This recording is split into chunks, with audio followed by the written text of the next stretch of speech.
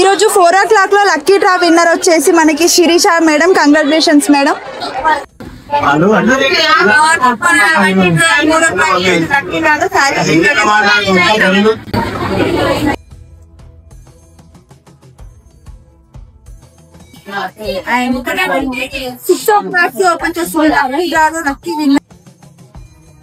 మనకి 6 o'clock కి తీసిన లక్కీ డ్రా పేరు వచ్చేసి సాయి స్వాగత్.